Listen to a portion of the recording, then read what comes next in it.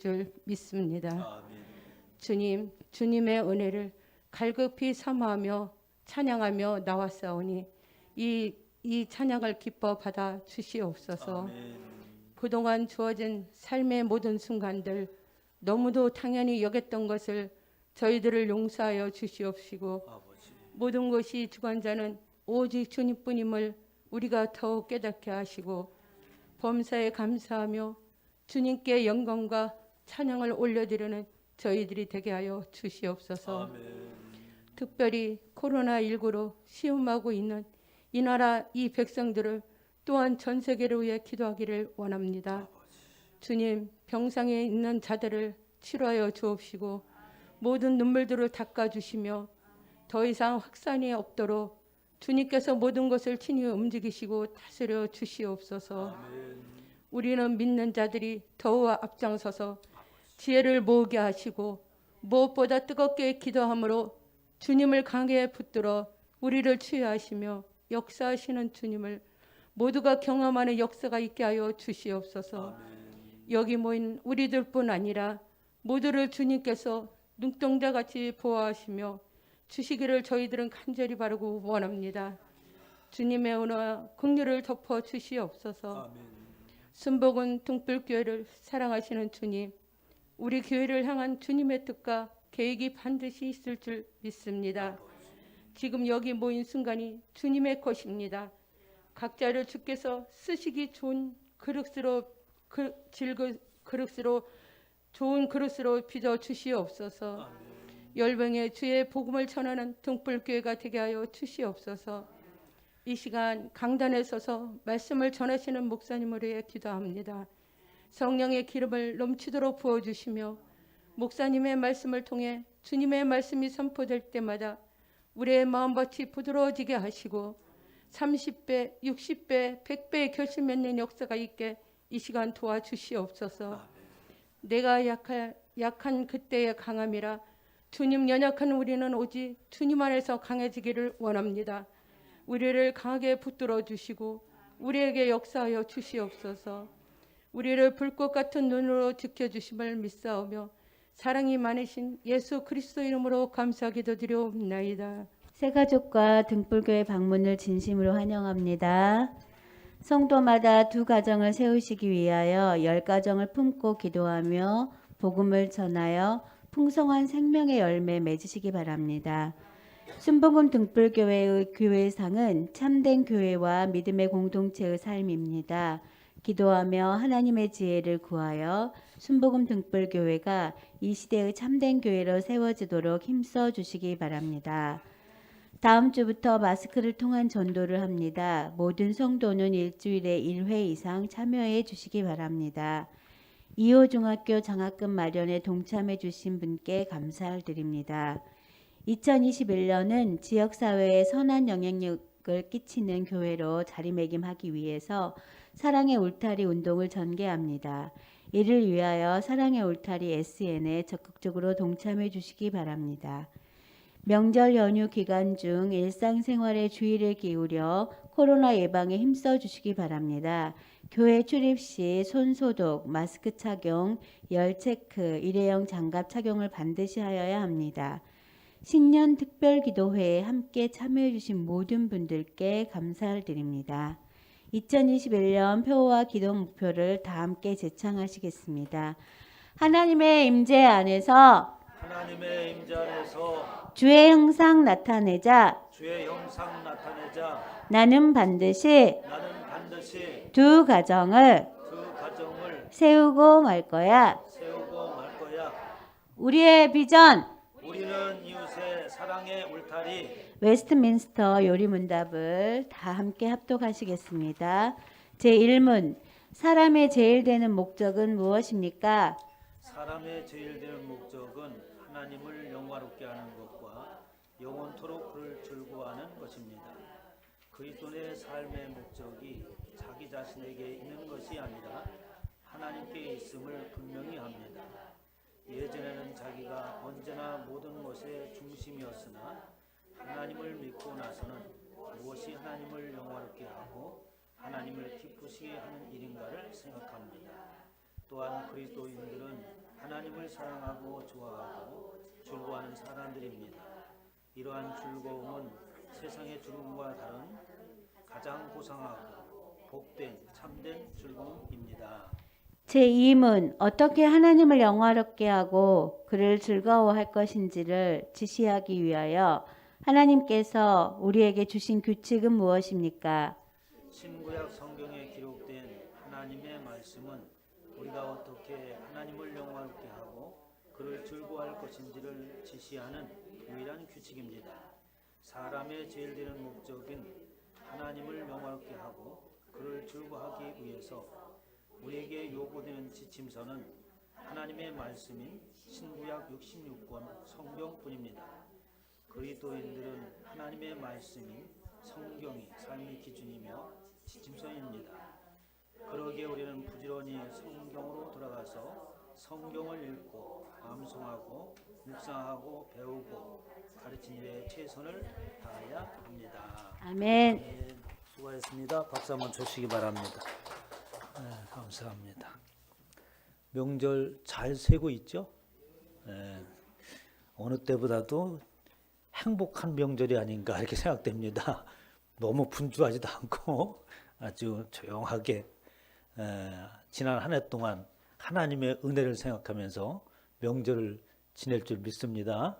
네, 그러니까 더 행복하고 복된 명절인 것 같아요. 이제 어제 오늘 날씨가 너무 좋습니다.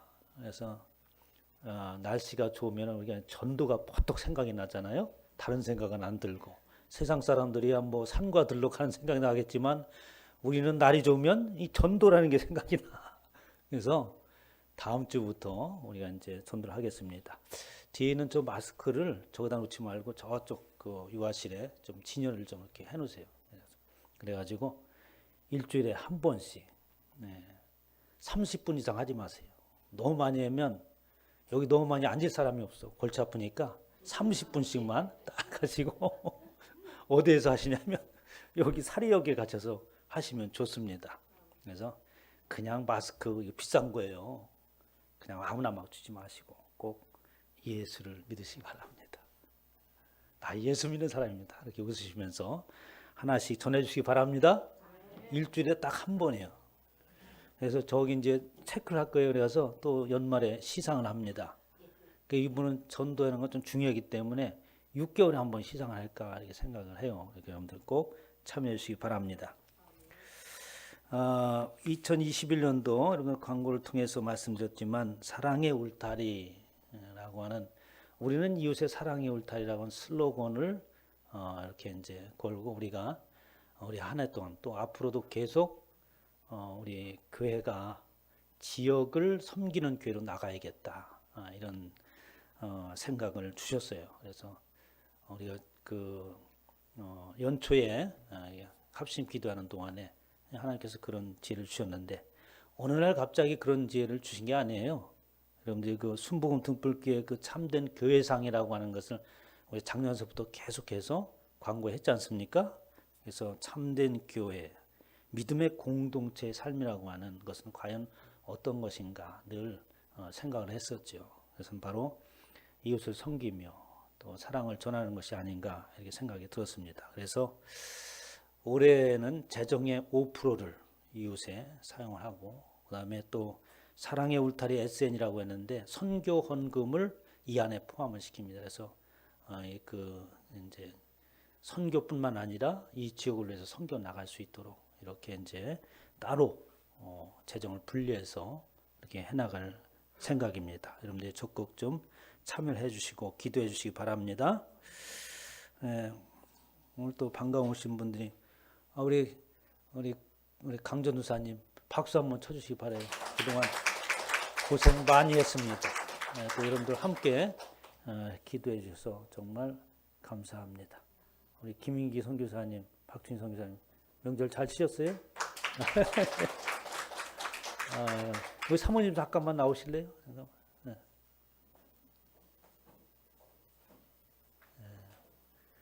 우리 사모님 명절 세기 전에 떡값을 드렸어야 했는데 올라오세요 여기. 그 다음 전주에 바쁘셔서 못 오셔서 이번 주에 드렸습니다. 지나갔지만 감사합니다. 또 저와 여러분에게 주시는 말씀은 창세기 49장 8절로 12절 말씀으로 실로가 오시기까지란 제목으로 하나님의 말씀을 선포하겠습니다. 우리 제목을 한번 큰 소리 읽어볼까요? 시작. 실로가 오시기까지. 네. 오늘 본 말씀 49장에 있는 말씀은 상당히 내용이 방대한 이야기입니다. 그래서 야곱이 12자녀를 이렇게 예언하고 축복하는 내용이 39장에 있는 모든 내용인데 아마 성경을 전체적으로 요약해 놓은 것 같은 그런 내용이 이 예언과 축복에 포함되어 있습니다. 그렇다니까 얼마나 방대하겠어요. 그리고 또 이 시적으로 표현되어 있기 때문에 여러분들이 읽어서는 이해가 잘 되지 않는 그런 부분들이 많이 있는 것이 야곱이 자녀들에게 후일에 일어난 일들을 말해주는 예언의 말씀이죠. 지난 시간에 그 야곱의 예언이라고 하는 것이 어떻게 되어지는 것인가 라는 말씀을 드렸습니다. 예언이다라고 얘기할 때 우리는 어떤 것을 생각을 합니까? 미래에 이런 일들이 될 것인가 안 될 것인가? 뭐 점을 치는 게 예언입니까? 우리는 버뜩 그런 생각이 들잖아요. 그동안 우리는 참 이 무속적인 그런 문화 가운데 있었기 때문에 예언하면은 언뜻 생각이 떠오르는 것이 내가 무슨 일을 할 때에 그 일이 잘 될 것인가 아니면 잘못될 것인가에 대한 관심을 가지고 이 무당을 찾아 나가기도 하는데 우리의 인생의 앞길은 하나님밖에 모르시는 줄 믿으시기 바랍니다.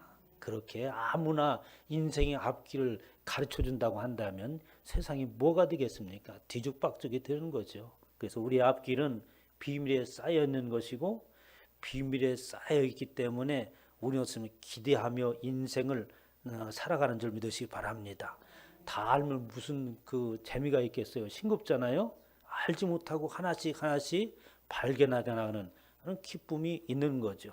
그리고 그 모든 인생에 하나님이 인도하시고 그 안에 하나님의 섭리가 개입되어 있다고 하니까 우리 인생에 되어질 날들에 대한 기대가 얼마나 크겠어요. 그런데 야곱이 이제 요셉의 자녀들에게 예언을 하는데 그러한 사람들의 기대와는 전혀 다른 예언을 하잖아요. 뭐냐니까 이 세 자녀에게 루벤과 시몬과 레위에게 예언하는데 저주를 예언하고 있지 않습니까? 이 야곱이 그러한 예언을 자녀들을 앞에 놓고 이 손을 얹어서 예언할 때에 그렇게 해야만 하는 이 심정, 아버지의 입장으로서는 참으로 아마 안타깝고 슬픈 그런 마음으로 참담한 마음으로 이렇게 자녀들의 손을 얹고 예언을 하지 않았을까 이런 생각을 해봅니다. 그래서 우리 앞길이라고 하는 앞날이라고 하는 것은 그냥 어느 날 갑자기 우리의 미래가 이렇게 형성되어지는 것이 아니라 야곱이 어느 날 갑자기 하나님의 음성을 듣고 그냥 예언해 주는 것이 아니라 이미 르벤과 시몬과 그리고 레위의 모든 삶 가운데에 이미 예견되어져 있는 일이었던 거죠.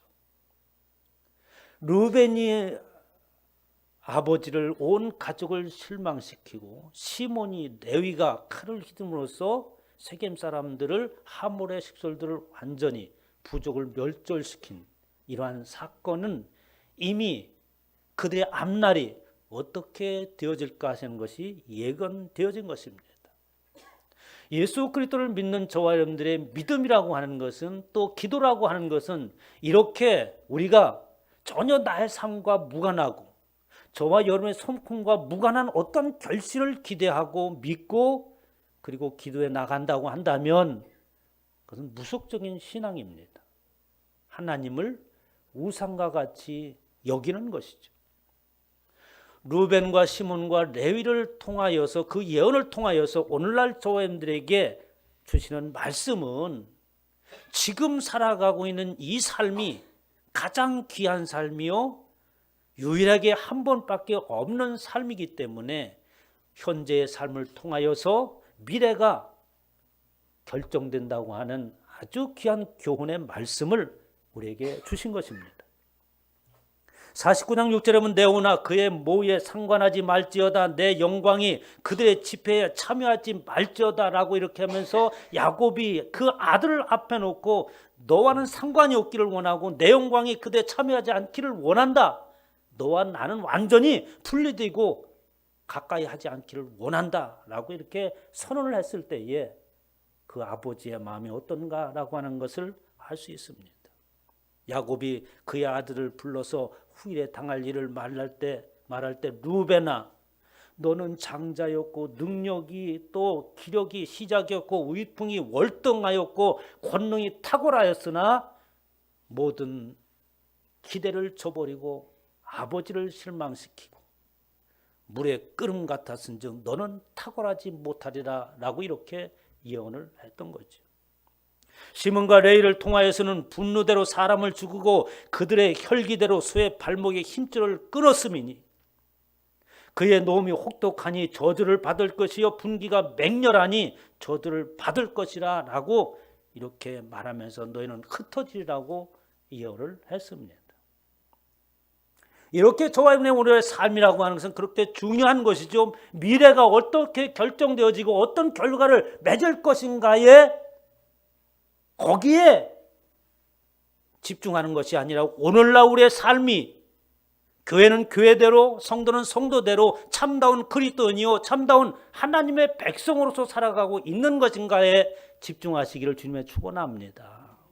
그렇다면 우리의 미래는 저와 여러분들의 기대 이상의 결과가 맺게 되는 거죠. 이제 시몬에 대한 예언을 합니다. 지금까지 세 아들을 예언할 때는 저주의 말을 했으나 시온에게 처음으로 이제 그 축복의 예언을 하는 내용이 오늘 본문의 말씀이죠.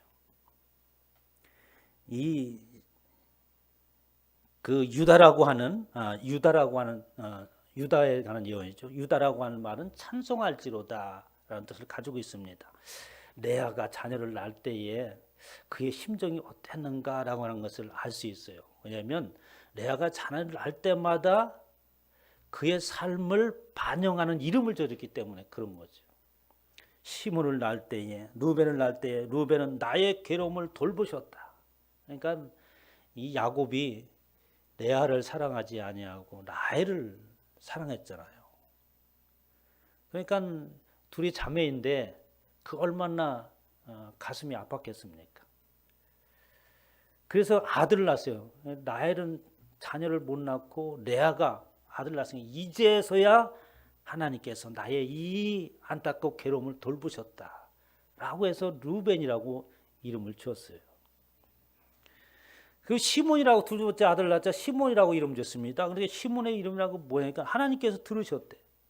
나의 괴로움을 하나님께서 돌보셔서 이제는 남편의 사랑을 이제 받겠구나 생각했는데 그래도 남편의 사랑을 받지 못하는 거예요. 그래서 하나님 앞에 기도했다고 하는 거죠. 그러자 하나님이 응답하시고 들으셔서 시몬이라고 하는 이름을 짓게 됩니다.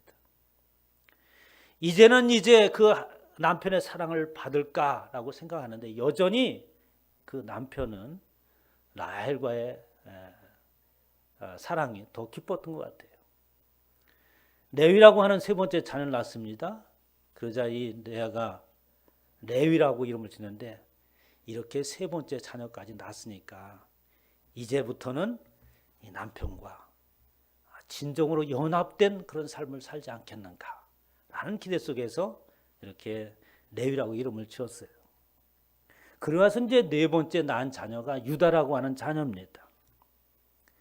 이제는 이렇게 여호와 하나님께서 나를 돌보시고 나의 기도를 들으시고 이제 남편과 연합하게 되었으니 이제 여호와의 이름을 찬송하리로다 라고 하는 신앙의 고백이 바로 유다라고 하는 이름입니다. 굉장히 이름이 좋잖아요.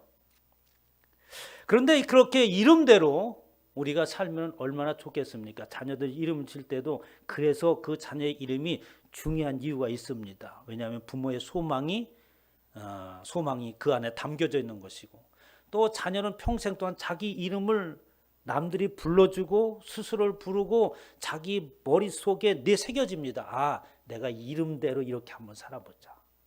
그럼 이름대로 되는 줄 믿으시기 바랍니다. 그래서 여러분들이 가지고 있는 모든 이름들은 어떻게 최고로 좋은 그런 방법으로 해석을 한 이름을 가지고 있어야 돼. 남들이 뭐라고 그러든 여러분들은 이름을 아주 최고로 멋있는 해석을 가지고 있기를 주님의 축원합니다. 그러면 그렇게 되는 거예요. 이렇게 유다라고 하는 사람은 하나님의 영광이요 하나님을 찬송하는 자의 삶을 살아야겠는데, 사실은 유다는 그렇게 하나님의 찬송이 되어지지 못했어요. 그것은 유다뿐만 아니라 하나님께서 택하신 아브라함서부터 시작해서 이삭에 그리고 야곱에 이르기까지 모든 사람들은 하나님의 기대를 충족할 수 있는 자가 아무도 없었습니다. 지금까지 믿음의 조상이라고 했던 아브라함, 이삭과 야곱을 쭉 해서 우리가 더듬어 왔지만, 야, 정말 훌륭하구나, 하나님의 사랑을 받을 만하구나, 야, 그렇게 해야지 라고 하는 내용들이 없었잖아요. 인생의 그 모든 진면목을 그대로 다 드러내면서 이 사람이라고 하는 것은 이 기대대로 사라지지 않는 것이고, 그리고 온전하게 살아갈 수 없는 상황 가운데 놓여 있는 것이 인생이다라고 하는 것을 믿음의 선조들을 통하여서 우리에게 보여줬습니다. 그러한 인생들, 그분뿐만 아니라 모든 사람들이 그러는 것이고, 하나님께서 그러한 인생을 사랑하여 주셔서 당신의 자녀 삼으시고 구원으로 인도하신 것이죠. 유다도 마찬가지였습니다. 유다에게는 많은 사건이 있었죠. 창세기 37장 26절에 보면 유다가 자기 형제에게 이르되 우리가 우리 동생을 죽이고 그의 피를 덮어둔들 무엇으로 유익할까라고 합니다. 무슨 일입니까? 바로 요셉을 두고 하는 얘기잖아요. 그의 12 형제가 있었는데 이 요셉을 굉장히 미워했잖아요. 그래서 형제들이 요셉을 죽이려고 했습니다. 그때의 유다가 나서서 얘기해요. 야, 그래도 우리의 혈육인데 어떻게 죽일 수가 있냐. 그러니까 저기 마침 이스마엘 사람들이 오니까 그들에게 요셉을 팔아버리자 라고 형제들 설득합니다. 자, 그를 이스마엘 사람들에게 팔고 그에게 우리 손을 대지 말자, 그는 우리의 동생이요 우리의 혈육이니라 라고 하면서 그의 생명을 구원하긴 했지만 어떻게 됐어요? 이방 사람들에게, 이스마엘 사람들에게 팔아버렸지 않습니까? 37장 33절에 보면 그 일로 인한 그 가족의 아픔이 어떠했는가라고 하는 것을 말씀하십니다. 아버지가 그것을 알아보고 이르되 내 아들의 옷이라, 악한 짐승이 그를 잡아먹었도다, 요셉이 분명히 쫓겼도다 하고 그의 아버지 누굽니까? 야곱이 통탄하면서 가슴을 찢고 하는 이야기입니다. 요셉이 어떻게 그의 옷을, 그 염소의 옷을 피를 묻혀서 갖다 보여줬으니까 그 아버지 마음이 갈갈이 찢겨졌게 했어요. 그 하는 얘기입니다. 분명히 우리 요셉이 갈갈이 찢겨졌구나 라고 하면서 통곡을 하고 식음을 전폐해요. 그런데 이 12아들, 그러니까 요셉을 위한 11아들이 누구도 그 사실을 아버지한테 말하지 않습니다. 그 비밀을. 입을 닫아버리고 많은 세월이 흐르잖아요.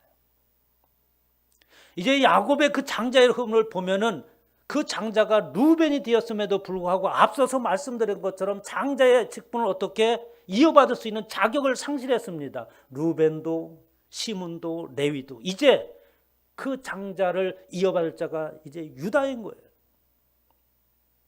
유다는 막중한 책임감을 느끼죠. 아버지를 숙이고 온 가족들이 그 안에서 그런 분위기에서 사니까 이게 무슨 분위기겠습니까? 이게 말로 표현할 수 없는 이 암울함이 가정에 흐르는 거예요. 유다가 죄책감에 쌓여서 가족을 떠나잖아요. 그래서 그 유명한 이루다 말할 수 없는 이 다말의 사건이 거기서 벌어집니다. 며느리와의 사이에서 자녀를 낳는. 그게 유다의 세상을 떠났어. 아버지 가족을 떠나서. 창세기 38장이 그 얘기입니다. 그 후에 유다가 자기 형제들부터 떠나 내려가서 아둘람 사람 히라와 가까이 하니 세상 사람들과 가까이 하자 그에게는 있을 수 없는 일들이 벌어졌습니다. 물론 그 안에는 하나님의 섭리가 있는 것이었지만 이렇게 유다라고 하는 사람이 결코 바람직한 삶을 살고 하나님의 찬송이 될 만한 자는 아니었어요. 그런 비단 유다뿐만 아니라 저와 있는 모든 삶이 그런 것이죠. 그러나 그가 차츰차츰 변하기 시작을 합니다. 예수 그리스도를 믿으면 변화되어야 되는 줄 믿으시기 바랍니다. 아무런 변화가 없이 옛날의 그 모습 그대로 있다고 한다면 예수 그리스도를 못 만난 것이죠. 저희 그 아버지 생각이 납니다. 이 아버님이 몸이 안 좋으신데 담배를 계속 피시는 거예요. 그래서 아버지 담배 좀 끊으시죠. 우리가 뭐라고 그러셨겠어요? 사람이 지조가 있지. 한 번 핀 건 끝까지 펴야지. 너무 안 변하는 거야. 쓸데없는 고집을 부리는 거죠. 예수 그리스도 안에서 변화되길 주님의 축원합니다. 그렇게 옹고집이었던 유다가 변하기 시작합니다. 창세기 40장에 44장에는 그 유다를 시험하는 내용이 나오잖아요. 요셉이 이르되 내가 결코 그리하지 아니하리라. 잔이 그의 손에서 발견된 자만 내 종이 되고 너희는 평안히 너희 집으로 도로 올라갈 것이니라. 이 요셉이 우리 형제들의 마음이 어떤가 시험을 두 가지 했다고 했잖아요. 그 중에 하나 얘기입니다. 이 베냐민 잔의 곳에서 짐에서 그 바로 왕의 잔치는 그 잔이 그 안에서 발견되잖아요. 그러니까 베냐민이 어떻게 꼼짝없이 이제 바로의 손에 애굽에 붙잡히게 되어진 상황입니다. 그때 이렇게 하는 거예요. 너희들이 다 책임질 필요 없다. 여기 형제들은 다 그냥 가고 지금 베냐민만 여기에 남겨두고 가라. 내가 그의 책임을 그에게 묻겠다. 라고 요셉이 당시에 그 애굽의 총리가 말하고 있는 거예요. 여기에서 우리는 깊이 생각해야 될 것이 있습니다. 과연 이 베냐민을 과거에 우리가 요셉을 이스마엘 사람들에게 팔아버린 것처럼 이 애굽에 베냐민을 남겨두고 우리가 사는 것이 좋은가? 아니면 그 책임을 함께 지는 것이 좋은가? 라고 하는 기로에 놓여져 있는 것이죠. 그때 유다가 말을 합니다. 유다가 그에게 가까이 가서 가로되 내 주여 청하건대 종으로 내 주의 귀에 한 말씀 고하게 하소서. 주의 종에게 노하지 마소서. 주는 바로와 같으십니다. 라고 하면서 지금은 그 자가 요셉인지 알지 못하고 총리 대신이 된 그 요셉에게 말을 하는 거예요. 주의 종이라고 얘기합니다. 낮아질 대로 낮아진 유다의 모습을 발견할 수 있죠. 이제 주의 종으로 그 아이를 대신하여 머물러 있어 내 주의 종이 되게 하시고 내가 불모로 잡히겠습니다. 내가 죽는 아이들을 부모로 잡히겠으니까 저 아이는 보내주십시오. 그의 마음속에 무슨 마음이 있겠어요? 과거에 그 동생을 팔아버렸던 그 아픔이요, 아버지가 그 일로 인하여서 동생이 갈갈이 찢겨서 죽었다고는 그 슬픔을 가지고 있으면서 괴로워하고 있는 모습을 어떻게 계속해서 지켜보고 말하지 못하는 이 죄가 얼마나 그를 아프게 했어요. 두 번 다시 내가 이런 일은 저지르지 말아야겠다. 현상이 그에게 있지 않겠습니까? 나는 또다시 과거와 같은 그 일을 범할 수 없습니다라고 하는 것이죠. 변화가 되었다고 하는 것은 그냥 말로만 변화된 게 아니라 입으로 행동으로 그 변화된 모습들이 표현되어야 되는 줄 믿으시기 바랍니다. 아무런 표현도 없이 변화될 수가 없지 않습니까?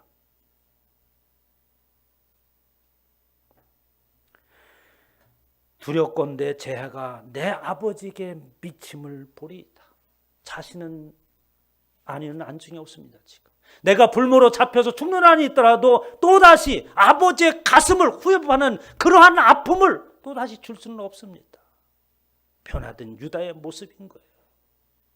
지금 야곱이 이 아들을 축복하고 예언할 때에 그 모든 정황을 다 안 상태이죠. 그러니까 유다를 바라볼 때에 야곱의 입장에서 얼마나 대견하고 감격스러운지겠습니까? 이게 유다가 오늘 말씀을 통하여서 야곱의 예언이 이루어지는 내용입니다.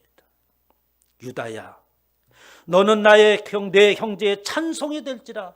모든 지파의 찬송이 되어지고 내 손이 내 원수의 목을 잡을 것이요 내 아버지의 아들들이 내 앞에 절하리로다. 유다는 새끼 사자로다. 내 아들아, 너는 움켜짐을 찢고 올라갔도다. 그가 엎드리고 웅크림이 수사자 같고 암사자 같으니 누가 그를 범할 수 있으랴. 아마도 이보다 더 큰 축복이 어디에 있겠습니까, 여러분? 암사자 새끼 같다. 그 누구도 범할 수 없는 위험이 그 안에, 강력함이 그 안에 있다. 모든 이들의 찬송이 되어지는 저와 여러분 되시기를 주님의 축원합니다. 그거보다 더 큰 축복이 없겠습니까? 원수의 목을 잡을 것이라고 하는 것입니다. 그러면서 두 번째 또 축복의 예언을 합니다. 규가 유다를 떠나지 아니하며 10절에 보니까 규가 유다를 떠나지 아니하며, 규라고 하는 것은 홀이라고 하는 것이고 지도자의 상징물인 것을 여러분 아시지 않습니까? 총체와 같이 생긴 거 있잖아요. 팔에 영화에 보면 거 있지 않습니까? 그 규가, 그러니까 그 통치의 권위가 떠나지 않을 것이며 통치자의 지팡이가 그 발세에서 떠나지 아니하기를 실로가 오시기까지 이르니 그에게 모든 백성이 복종하리로다. 우리 인생에 있어, 인류의 역사에 있어서 두 번째 큰 분기점이 있는데, 하나는 인간들이 살아가는 세계요, 그 뒤에는 예수 그리스도가 오시고 그분의 통치하심이 있는 세계로 나눠지는 줄 믿습니다. 그러니까 유다를 축복하기를 예수 그리스도가 오시기 전까지 그 규가 떠나지 아니하며 통치자의 지팡이가 그 아래에서 떠나지 아니하기를 라고 축복을 합니다. 예수 그리스도가 오기까지 모든 통치자의 머리가 되게 하겠다고 하는 것이지 않습니까? 그러면 왜 그 규가, 통치자의 지팡이가 실로가 오시기까지만 제한했을까요? 영원토록 예수 그리스도와 함께 그렇게 그 규가 떠나지 아니하고 통치자의 지팡이가 그 유다와 함께 영원토록 있었으면 하는 바람이 우리의 소망이지 않습니까? 그러나 우리는 그렇게 이 땅에서 영원한 통치자의 그 규와 그 지팡이를 소유하며 살아갈 수 있는 존재가 아닙니다. 유다의 이러한 축복과 유다의 규와 그 통치의 지팡이는 바로 예수 그리스도께서 이 땅에 오셔서 이 모든 인생들을 완전하게 온전하게 통치할 수 있는 모형에 불과한 줄 믿으시기 바랍니다. 그러니까 유다의 지팡이가 영원토록 되어서는 안 되는 것이죠. 왜냐하면 온전하지 못한 것이 영원토록 지을 수 없는 것이기 때문에 그런 거예요. 예수 그리스도가 오셔야지만이 그 온전한 통치와 다스림심이 이루어진다는 말씀인 거죠.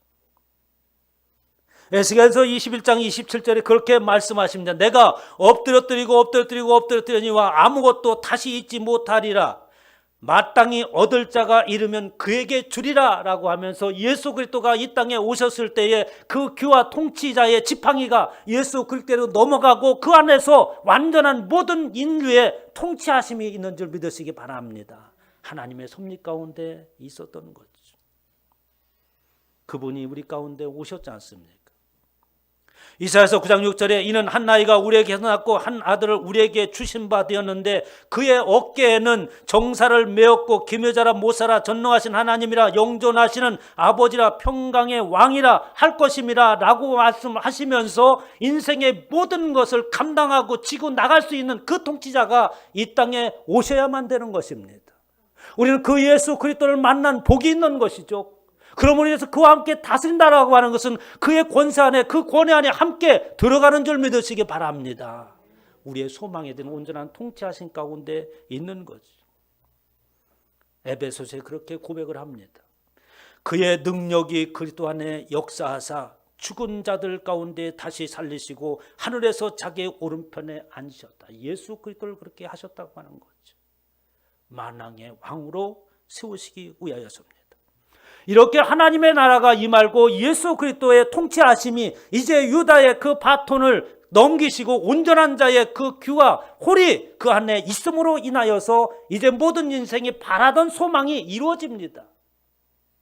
예수 그리스도의 통치하심이 있을 때에 우리가 이 땅에서 소망하는 것이 완전하게 성취되는 겁니다. 11절 12절에 있는 말씀이죠. 그의 나귀를 포도나무에 매며 그의 암나귀 새끼를 아름다운 포도나무에 맬 것이며 그의 옷을 포도주에 빨며 그의 복장을 포도주에 빨리로다. 아니 왜 옷을 포도주에 빨고 나귀 새끼를 포도나무에 맵니까? 이해하기 어려운 얘기죠. 포도나무라고 하는 것은 유다를 상징합니다. 포도나무가 많다고 하는 것은 풍성함을 얘기하고 있는 거예요. 그러니까 어떻게 풍성함이 넘치는데 어떻게 그들이 소중하게 여기던 이 포도나무가 하도 흔해가지고 나귀를 매는 때 아무 곳에나 그냥 매는 것 아니겠어요? 그러니까 너무 흔한, 아주 너무나도 풍성하기 때문에 포도나무에 나귀 새끼를 매는 거예요. 옷을 빨며 포도주에 옷을 빨고 복장을 포도주에 빨리라. 그렇게 흔하고 넘치고 부유함이 넘친다고 하는 것이죠. 저와 여러분들의 소망이 뭡니까? 우리의 갈급함에 채워지고 만족하며 누리는 삶이 아니겠어요? 예수 그리스도의 다스림 가운데 있을 때만이 비로소 우리에게 어떻게 만족이 있는 줄 믿으시기 바랍니다. 그렇게 우리의 삶 물질적으로 인해서 부유하다고 하는 것이 아니라 예수 그리스도의 다스림 안에 들어갔을 때에 비로소 우리에게 어떻게 그 부유함이 우리 가운데 넘친다는 거 하는 거예요. 어디에서 여러분의 마음을 채울 수 있습니까? 이 땅의 모든 것을 다 준다 한들 여러분의 그 깊고 채워도 채워지지 아니하는 그것을 채울 수 있나요? 아무도 세상의 물질에 의하여서 만족한다고, 흡족하다고, 인생의 복을 누린다고 말하지 않습니다. 또 다른 것을 찾고 갈급하며 몸부림치다 가는 것이 인생인 거죠.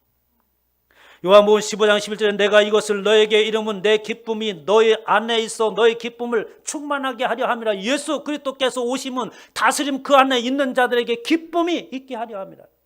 어떤 다른 외적인 것으로 인한 기쁨이 아니라 우리 자신에서부터 흘러나오는 기쁨입니다. 왜? 예수 그리스도가 우리 안에 있기 때문에 내 자신 안에서 끝없이 솟아나오는 기쁨과 행복이 있으시기를 주님의 축원합니다. 그래서 지혜구화를 막론하고 가지고 있던 갖지 않았던 모든 사람들이 예수 그리스도 안에 있으면 행복한 거예요. 예수 그리스도 안에 있으면 기쁨이 넘쳐야 되는 줄 믿으시기 바랍니다. 이것이 예수 그리스도를 믿는 자들이에요. 어떤 것이 이루어지고 성취됨으로 해서 하나님의 은혜가 이게 아닙니다. 주님이 나와 함께 있기 때문에 온 우주 만물을 통치하시고 다스리는 그분이 나와 함께 하시기 때문에 기쁨이 있다고 하는 거예요. 그 기쁨을 주님께서 함께 공유하시기를 원한다는 겁니다. 그뿐만 아니라 우리가 이 땅에서 염려하고 걱정하는 것이 뭡니까? 인생의 연약함이잖아요. 질병 가운데 있어서 고통당하는 그것으로부터 해방되기를 원합니다. 그 때가 어느 때가 오냐, 이 땅에 살아갈 때 오는 것이 아니라 예수 그리스도의 다스림과 통치하심이 임할 때에 그 유다의 규가 홀이 예수 그리스도의 손에 넘겨질 때에 비로소 이루어지는 거예요. 12절에 그의 눈은 포도주로 인하여 붉겠고 그의 이는 우유로 말미암아 희로다. 강건하고 힘 있는 것을 상징하고 있는 겁니다. 예수 그리스도 안에 있을 때 비로소 우리는 강건해지는 줄 믿으시기 바랍니다. 혹이라도 내게 연약한 질병이 있을다 할지라도 예수께서 내 안에 계심으로 인하여서 그 힘이 솟아남으로 인하여서 회복되기를 주님으로 축원합니다. 마태복음 4장 16절에 흑암에 앉은 백성이 큰 빛을 보았고 사망의 땅과 그늘에 앉은 자들에게 빛이 비추었도다 하나였느니라. 예수 그리스도께서 오심을 두고 말씀하고 있습니다. 계시록 21장 4절에 보니까 모든 눈물을 그의 눈에서 씻기심에 다시 사망이 없고 애통하는 것이나 곡하는 것이나 아픈 것이 다시 있지 아니하니 처음 것들은 다 지나갔습니다. 이러한 축복이 저와 여러분 안에 있기를 바랍니다. 이러한 실로가 오시기까지의 그 예언의 축복이 우리 안에서 실현되시기를 주님으로 축원합니다. 주님 은혜를 감사합니다.